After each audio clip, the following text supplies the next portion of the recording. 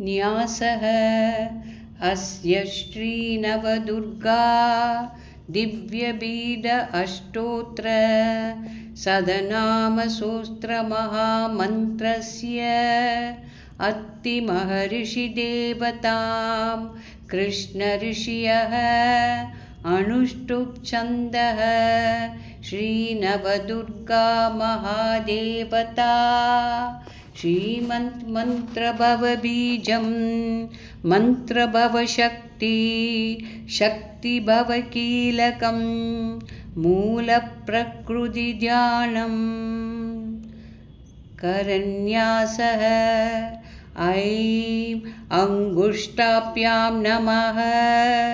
क्लीं तर्जनीभ्यां नमः सौः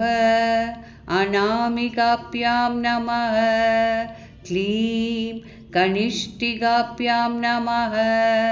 ऐं करदलकरपृष्ठाभ्यां नमः अङ्गन्यासः ऐं हृदयाय नमः क्लीं शिरसे स्वाहा सौः सिंहायै वषट् सौः कवचाय हूं क्लीं नेत्राय वौषट् ऐं अस्त्राय भट् भूर्भुवस्वरोम् इति दिग्बन्धः मम श्रीनवदुर्गा दिव्यबीडसहस्रार देवता प्रसादसिद्ध्यार्थे जपविनियोगे। ध्यानश्लोकम् ज्ञानतत्त्वं वैराग्यतत्त्वं योगतत्त्वं मानसमनोबलतत्त्वं हृदयोकमलमहालक्ष्मीवास ह्यात्मविभूतयो तत्त्व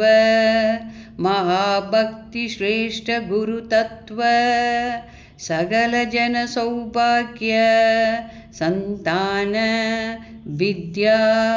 विवाहतत्त्व सिद्धु इष्टप्रार्थना अनुग्रह नवदुर्गा माता पाद नमोस्तुते।